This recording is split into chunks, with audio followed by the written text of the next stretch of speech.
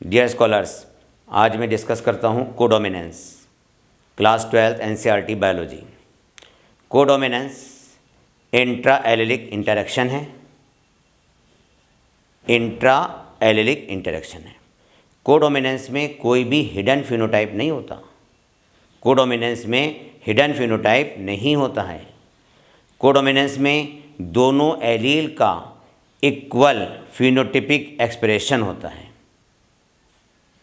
Codominance का example है inheritance of blood group A B.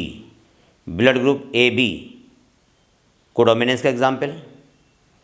सिक्किल cell anaemia में heterozygous condition codominance का example है। पी प्लांट में स्टार्च ग्रेन की सिंथेसिस कोडोमिनेंस का एग्जाम्पल है। कोडोमिनेंस में दोनों एलील का इक्वल इफ़ेक्ट होता है। दोनों एलील अपना बराबर इफ़ेक्ट रखते हैं। इसमें कोई ऐसा एलील नहीं होता जिसका हिडन फिनोटाइप हो जाए और कोई ऐसा एलील नहीं होता जिसका डोमिनेंट फिनोटाइप हो जाए। दोनों अपना इक्वल इफ़ेक्ट रखते हैं, तो उसे हम कहते हैं कोडोमिनेंस। कोडोमिनेंस का एग्जाम्पल है inheritance of blood group A B. Blood group को डिटरमिन करने के लिए जीन आई होता है। ब्लड ग्रुप को डिटरमिन करने के लिए जीन आई होता है।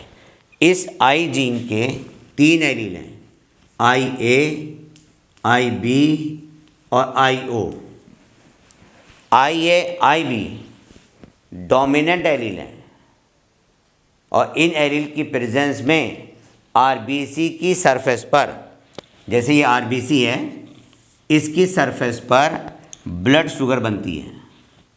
आई ए की प्रेजेंस में शुगर बनेगी, आई बी की प्रेजेंस में भी इसमें बी शुगर बनेगी। लेकिन अगर आई ओ है तो कोई शुगर नहीं बनती।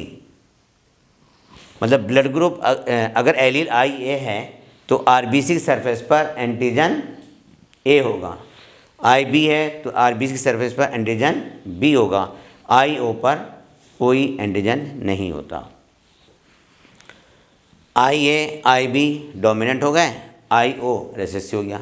लेकिन जब हम ब्लड ग्रुप ए बी की इनहेरिटेंस पढ़ते हैं तब वो कोडोमिनेंस को शो करता है।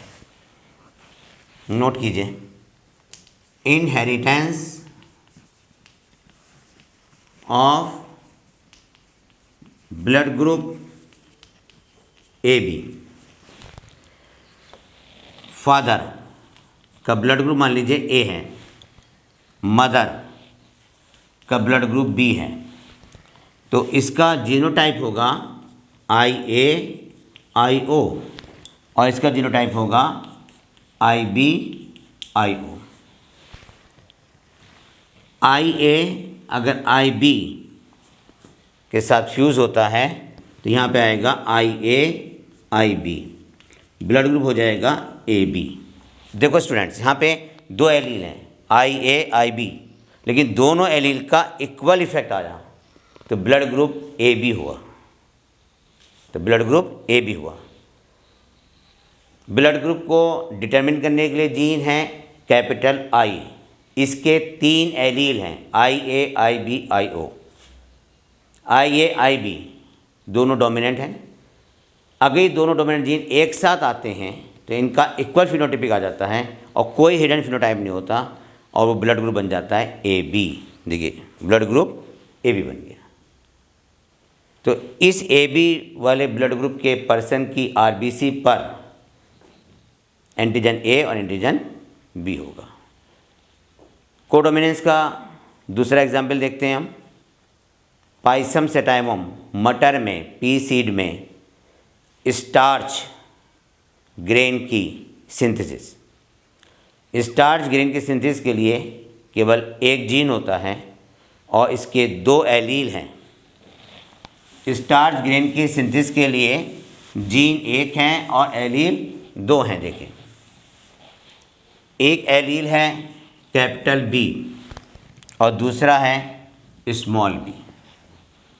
अगर कैपिटल बी एलील आता है तब लार्ज साइज़ के स्टार्च ग्रेन बनते हैं और जो स्मॉल बी आता है तो स्मॉल साइज़ के स्टार्च ग्रेन बनते हैं।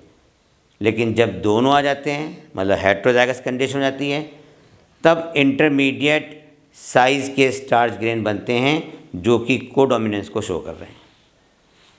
देखिए अपना पी सीड है, मान लीजिए मेल प्लांट इसका है कैपिटल बी, देखिए इसमें पी प्लांट है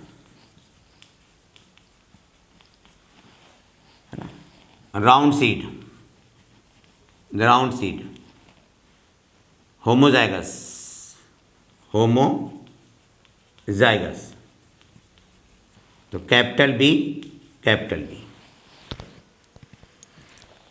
इसका क्रॉस हमने कराया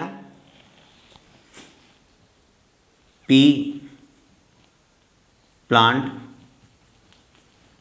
रिंकल सीड,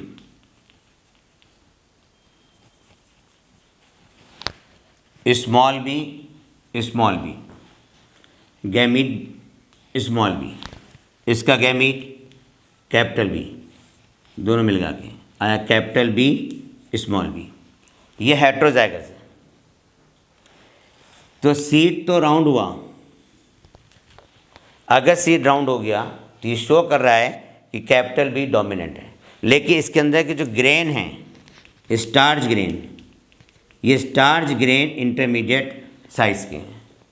स्टार्च ग्रेन ना छोटे हैं ना बड़े हैं, ये इंटरमीडिएट साइज़ के हैं जो शो कर रहे हैं कोडोमिनेंस। इसकी F2 जनरेशन देखते हैं। इस केस में F2 जनरेशन में देखिए, हेटेरोजाइगस, हेटेरोजाइगस पी प्लांट में स्टार्च ग्रेन के लिए, स्टार्च ग्रेन के लिए कैपिटल बी स्मॉल बी। जैसे इधर हेटेरोजाइगस स्टार्च ग्रेन के लिए capital B small B. Gamete बनेंगे कैपिटल बी स्मॉल बी, इसका गैमिट बनेगा कैपिटल बी स्मॉल बी। अगर कैपिटल बी वाले गैमिट को फर्टिलाइज करता है तो कैपिटल बी आएगा, जो कि राउंड होगा और लार्ज साइज स्टेन ग्रेन होंगे, लार्ज साइज के स्टार्च ग्रेन होंगे। होमोजाइगस है, ये राउंड है और large size starch grain. Capital B small B आएगा तब यहाँ पे ये हेटेरोजाइगस हो जाएगा।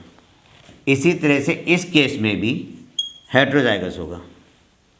तो सीड तो राउंड होंगे इनके, लेकिन ग्रेन का साइज इंटरमीडिएट होगा जो कोडोमिनेंस को शो करेगा। तो ये दोनों क्या शो कर रहे हैं? कोडोमिनेंस। ये कोडोमिनेंस को शो करेंगे। सीड कैसा है? हेटेरोजाइगस। लेकिन सीड तो राउंड हो गया, स्टार्च ग्रेन का साइज इंटरमीडिएट है। अगर स्मॉल बी, अब रिंकिल आगे देखिए, यहाँ पे स्मॉल बी, यहाँ पे स्टार्च ग्रेन का साइज स्मॉल होगा।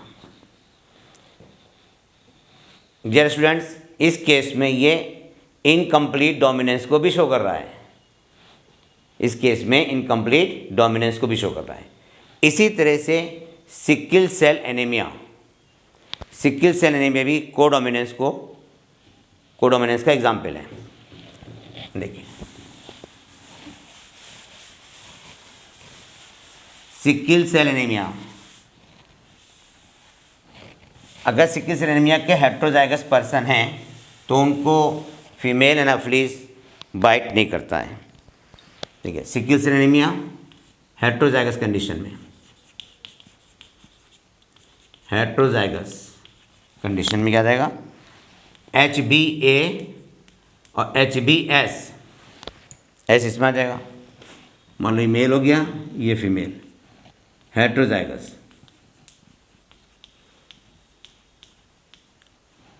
HbA और HbS।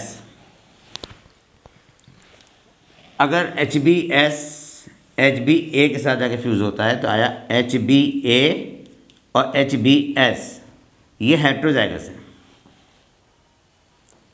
इस पर्सन में दोनों तरह की आरबीसी होंगी, नॉर्मल आरबीसी भी होंगी और सिकल शेप आरबीसी भी होंगी। ये शो कर रहा है कोडोमिनेंस को।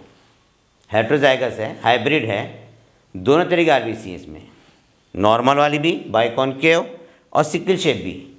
इसने क्या शो किया? कोडोमिनेंस। ये कोडोमिनेंस को शो कर रहा है। इस केस में कोई भी डोमिनेंट एलील का इफेक्ट नजर नहीं आ रहा हमको। हम ये नहीं कह सकते ये डोमिनेंट है ये डोमिनेंट है, क्योंकि दोनों के फिनोटाइप आ रहे हैं। भाई इसका फिनोटाइप ये आ गया, इसका फिनोटाइप ये आ गया। भाई HbA का फिनोटाइप नॉर्मल आरबीसी, HbS का फिनोटाइप सिकल शेप आरबीसी। क्योंकि यहाँ पे कोई भी डोमिनेंट एलील दिखाई नहीं दे रहा है तो ये कोडोमिनेंस का एग्जाम्पल हो गया। ये एग्जाम्पल हो गया कोडोमिनेंस का। डियर स्टूडेंट, आज का टॉपिक था कोडोमिनेंस।